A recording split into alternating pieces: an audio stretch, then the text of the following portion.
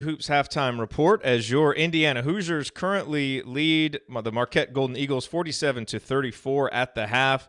Really nice ending to the half there by Indiana. Marquette cut it to 8, had a really good chance to cut it to 6. They were unable to do that, and then Indiana able to go on that 5-0 run thanks to the layup by Justin Smith and the nice three-point play by Romeo Langford.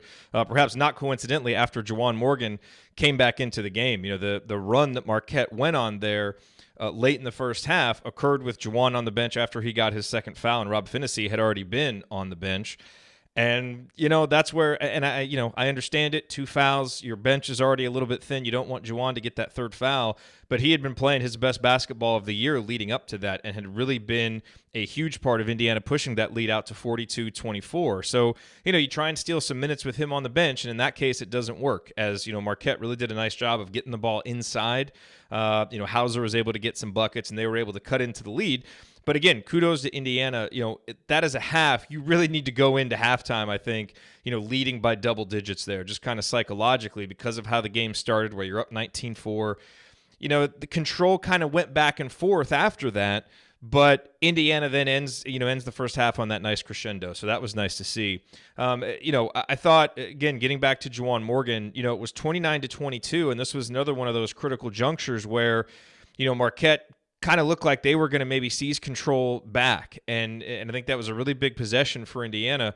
Juwan gets the ball in an out-of-bounds play, you know, takes some contact, gets inside.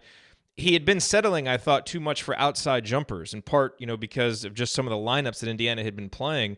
He didn't really have a chance to get in the post, and here he was more in his comfort zone. Hit a nice little left-handed layup. You know, he kind of screamed afterwards, and then went down on the other end and played terrific defense on Ed Morrow on the baseline and forced a turnover. And a couple possessions after that, he was so good at hedging the ball screens, getting back, really covering a lot of ground defensively. It was just some really terrific play by Juwan. So I was really impressed with that, which was nice to see. Obviously, you know, from a scoring perspective, Romeo was terrific, 15 points. You can obviously see the big difference. When Romeo's shooting threes right now, not very effective. You know, he was 0 for 2. But when he's getting into the lane, good things are happening. He's getting fouled. He's getting the ball up on the basket. And, you know, that's nice to see. No assist yet, so his drives aren't really leading to a lot of opportunities for his teammates. But that'll happen because he's going to start drawing so much attention when he drives into the lane. There's now going to be some dump-off opportunities. But, you know, to see him with the 15 points, knocking down the free throws. By the way, we're 8 of 10 from the free throw line. Don't tell anybody. We don't want to jinx it. But it's really nice to see. So some really nice scoring from Langford. And then Fitzner, you know, some good and some not so good from Evan Fitzner. Obviously the good, you know, 13 points. He's 5 of 5 from the field. He's hit 3 threes. He's also scored on a post-up. He had a drive from outside the three-point line all the way in. So, I mean, we have really seen just the wide variety of ways that Fitzner can score, but he's also, you know, kind of gotten taken advantage of on the defensive end, has gotten out of position, and you kind of have seen him, you know, running after on some closeouts because he's a little bit late getting there. And also, you know, the 3 personal fouls, a couple of moving screens, has 3 turnovers overall. So we've seen some good, we've seen some bad from Evan Fitzner, but on balance, a really solid first half because I think his confidence level going out, stepping out, knocking down some of those shots has been really key.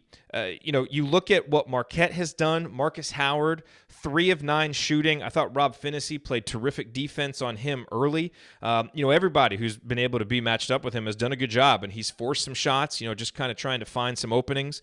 And so, you know, look, some of Marquette's other guys, you know, Hauser has done a nice job, you know, getting some buckets on the block. They've missed some pretty good looks that they've gotten from outside, but Indiana is turning Marcus Howard into an inefficient scorer. He only has 7 points, is 3 of 9 from the field. That's what you want. You know, you cut off the head. Now the other guys have to almost play above themselves just to keep you even close. And that's one of the big reasons why Indiana's up 13. So you live with the Hausers getting some buckets and being, you know, relatively efficient scoring-wise, but you've really, you know, cut out Howard being able to do that. Obviously, the turnovers early were a big part of that, and then Indiana was able to get out in transition. So Indiana needs to continue to do that. The 2 things that you're going to have to watch for, though, are fatigue and fouls, because guys like Rob Finney and Al Durham are going to be playing a lot of high-intensity minutes defending Howard, and they're going to have to do it again, without fouling. Now, Rob only played, well, he played 14 minutes. I say only, but he played 14 minutes, had to sit with a couple of fouls. But he and Al really, I thought, did a nice job defensively, and they also have 9 assists combined between them. So, you miss Devontae Green huge in a game like this, but those two guys have really stepped up, and they're going to have to continue stepping up in the second half for Indiana to win this game. So, what does Indiana need to do? You've got to weather whatever outburst Marcus Howard has, because I'm sure he's going to have one, but you've got to limit it to maybe just one outburst and maybe make it take him a lot of shots to get. And if Indiana does that, they're going to win this game. If they allow Howard to come out, if they relax a little bit on him and he starts getting open looks and gets into a rhythm, he can get them back into this game himself. And now it's going to open up, a lot of other things for his teammates as well. So that's a big key for Indiana. And then from an offensive standpoint, do not settle for three-pointers. When you get them, when a guy like Fitzner gets them, fine. When Juwan Morgan gets a wide open 3 off of 3 passes because the ball's been reversed, fine. Those are good three-pointers to take. And Indiana has done a pretty good job of not settling. They've got to continue to do that. Pound it inside, pound the paint, get fouled, get to the line, and they'll be fine if they do those two things. Obviously, you enter the second half with a 13-point cushion, you feel good. The other thing is just to limit the turnovers. Indiana out of the under 4-minute timeout, some really sloppy ball handling, some bad passes. They've got to shore that up.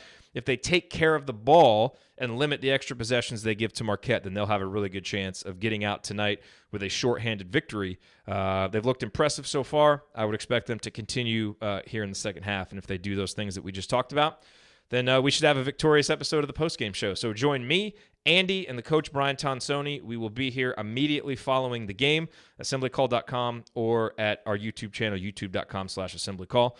/assemblycall. We hope to see you all there. Thanks for joining me on the Halftime Report, everybody.